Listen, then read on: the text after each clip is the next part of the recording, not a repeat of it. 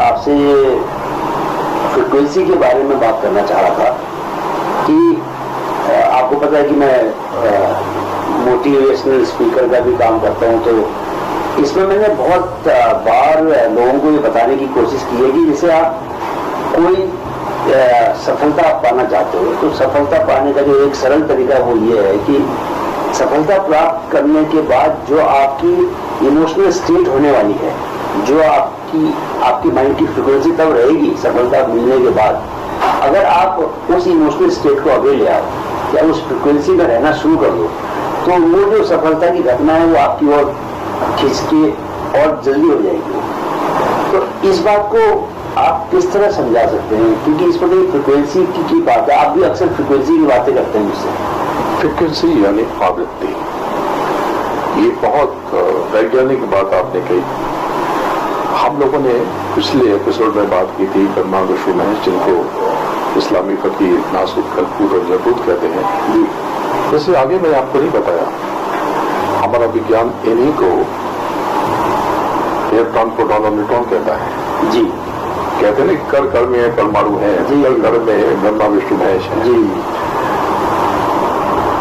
बिल्कुल इसी प्रकार से आपने जो बात कही उसको थोड़ा सा मैं और आगे बढ़ाता हूँ। पिछली बार हमने गायत्री मंत्र की बात कही थी और उसमें मैंने एक बात ये कही थी कि आपकी जैसी इच्छा और कामना हो, आपकी जो जरूरतें हों, जैसे अगर किसी को बहुत यश प्रतिष्ठा नाम चाहिए तो उसमें क्लीनकार समाहित कर देने से, उसके समायोजन से अपार प्रतिष्ठा मिल जाती है। लेकिन अगर जिसको बहुत ही चीजें चाहिए, मैंने उसमें कहा उसमें ऋंकार मिला देने से ऐश्वर्य मिल जाता है, या फिर श्रृंगार मिला देने से वस्तु प्राप्त हो सकती है। जी इसी प्रकार से इसमें नाम यानी नाद मिला देने से, जिसको नाम का दाद मिला, जिसको नाम मिला हुआ है, उस नाम को पकड़ के अपनी परम चेतना को पाया जा सकता है। ये पाना कैसे होता है, जिसको आपने फ्रिक्वेंसी कहा, बिल्कुल इसको मैं ये कहता हूं कि आपका जज्बा जो हो, आप जीवन में वही हो जाते हैं। जी इसका अर्थ ये है कि आपका जज्बा जैसा हो, आप जीवन में वही हो जाते हैं। आप जो चाहते हैं, जो सोचते हैं, वो करने लगते हैं, वही हो जाते हैं।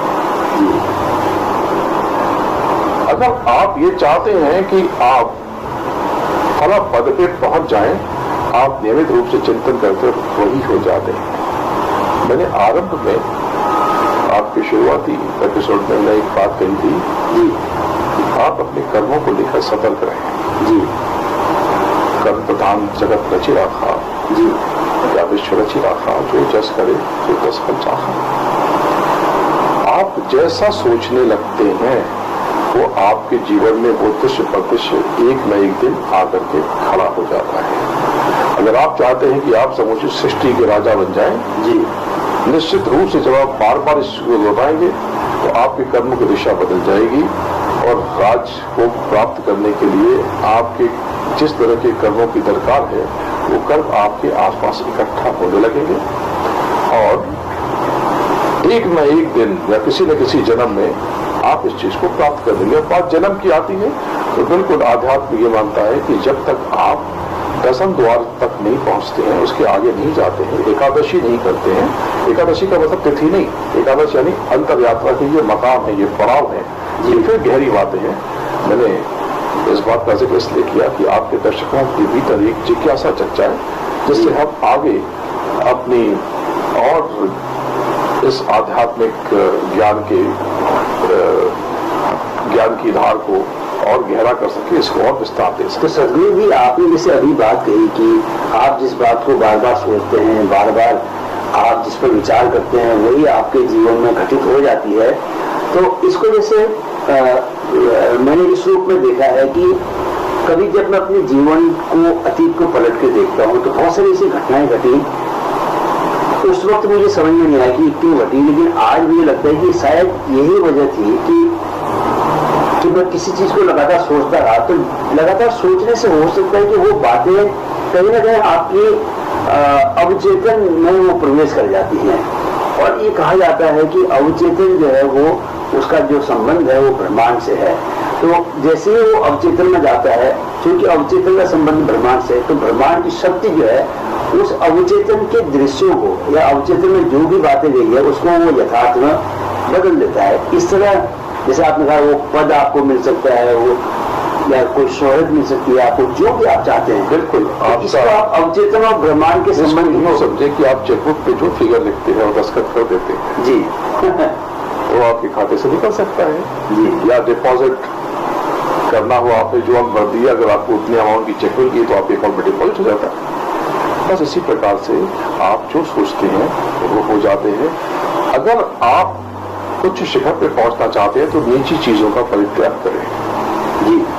ये छोटी छोटी जो गांठें मान लेते हैं, ये छोटे छोटे जो अहंकार पाल लेते हैं, ये छोटे छोटे जो खुन्नस पाल लेते हैं, ये रिश्तों में गांठें लगा लेते हैं। हाँ, इस पर हम बात करना चाहते हैं। इसको यूं समझें, जो मैंने कहा था कि आरंभ में कहा, आपकी शुरुआती एपिसोड में मैंने कहा था कि जीवन में सहज रहें। जी जी जो होता है उसे होने दें। जी। आप उसको सुधारने के लिए प्रयत्नशील हो सकते हैं, वो आप रहें, आप उसको उस तरह से बदलने की कोशिश न करें।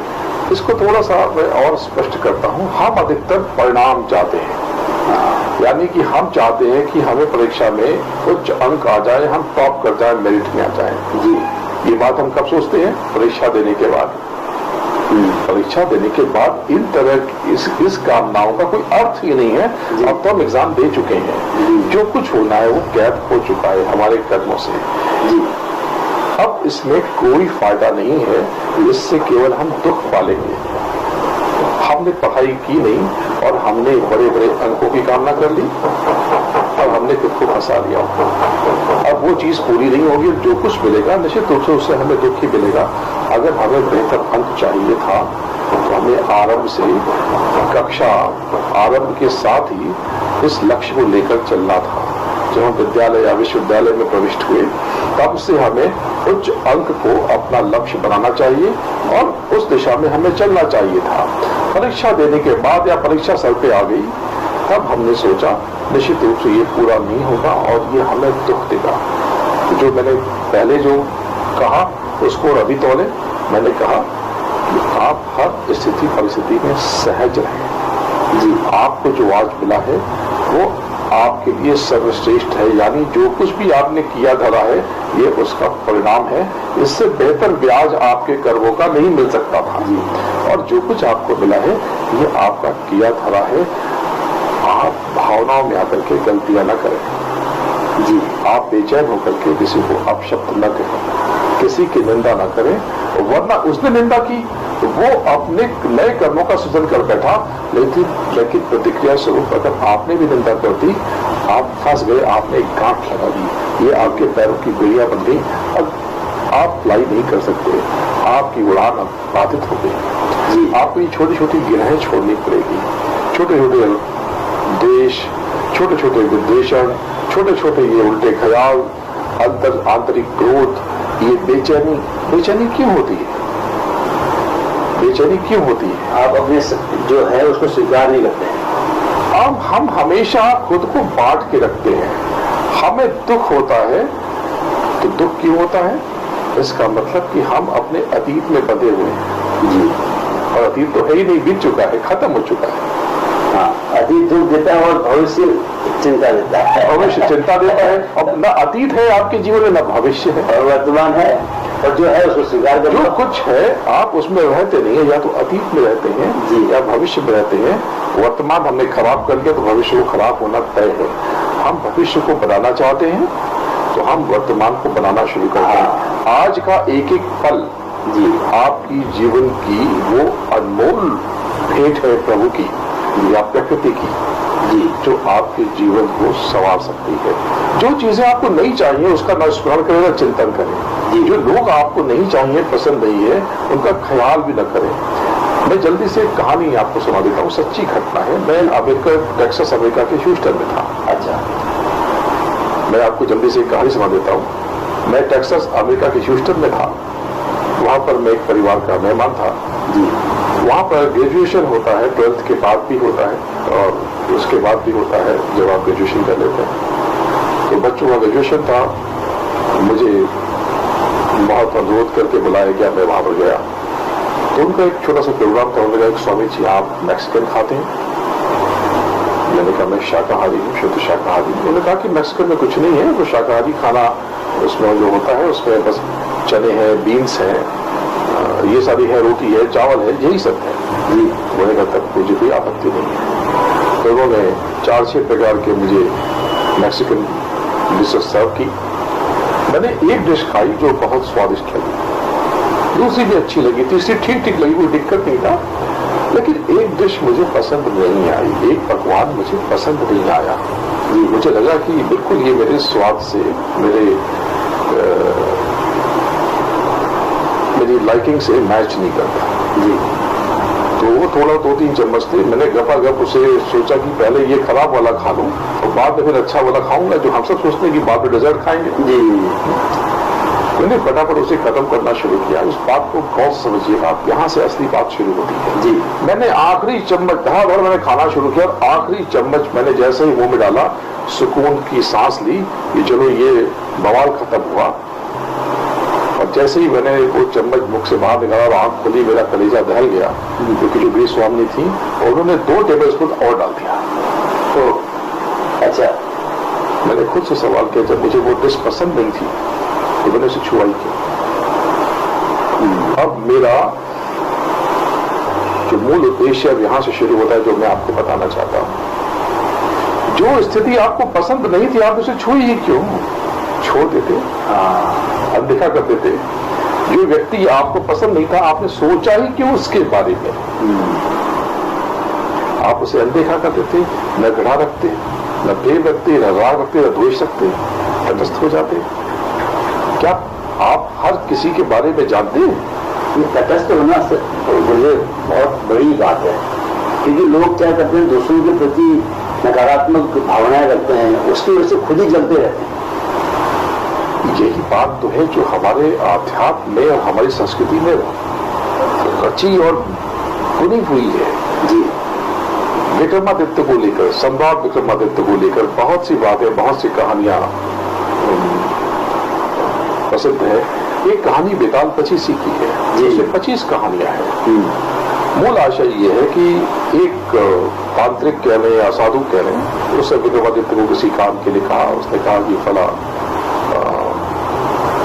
पेड़ से ये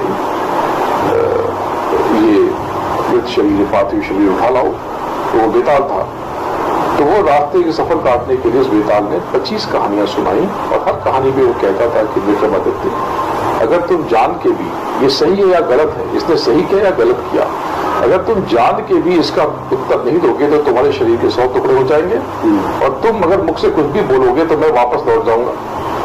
ओके, तो 24 कहानियों में यही होता रहा कि विक्रमादित्य उस पर चिंतन करते रहे, उस कहानी के किरदारों पर विचार करते रहे और जैसे ही वो कहानी सुनते हम सबके भीतर कोई ना कोई विचार आ जाते हैं। कोई हम कथा सुनते हैं, कोई राजनीतिक बातें सुनते हैं, किसी व्यक्ति के बारे में सुनते हैं, किसी ने सेवा की या किसी ने किसी को कष्ट दिया, तुरंत हम नकारात्मक या सकारात्मक विचारों के साथ हाजिर हो जाते हैं जी। विक्रमादित्य यही गलती करता रहा और बहुत विद्वान था, तो उसके पास हर चीज का जवाब था। अब यहाँ पर रुकिएगा और सोचिएगा कि बहुत ज्ञान था उसे, बहुत सारा ज्ञान था, बहुत बड़ा विद्वान था। उसको मैं आगे फिर से इसका जिक्र करूंगा। 24 कहानियों तक हर ज्ञान विज्ञान की बातों से उसके भीतर कुछ न कुछ कौनता था। हर कहानियों को लेकर के उसके भीतर सही गलत के विचार पैदा होते थे और वो बोल पड़ते थे और विक्रमादित्य मुंह ताकते रह जाते थे और बेताल उड़ के फिर से पेड़ पर लटक जाता था। लेकिन 24 कहानियां लग गई ही विक्रमादित्य को खुद को साथ लेने।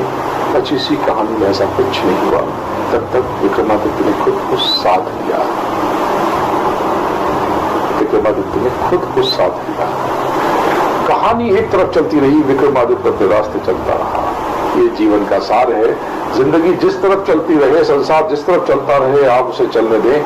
आप अपने लक्ष्य की तरफ बढ़े। क्या बात। आप अपनी धार के साथ में आप इस मझधार से बाहर निकलने की कोशिश करें, अपने गोल की तरफ बढ़े। आपको जो करना है वो करें, जिसको जो करना है वो करता रहे, न विचलित हो, न डिगे, न रुके, न थमे, चलते रहे। शारीरिक, मानसिक एवं आध्यात्मिक विकास को हर आयु वर्ग तक पहुंचाने के माइंड फिट के लक्ष्य में अपना योगदान दें। वीडियो अगर पसंद आया है तो अपने दोस्तों और करीबियों से जरूर शेयर करें ताकि वे अपने स्वास्थ्य की बेहतर देखभाल कर सकें।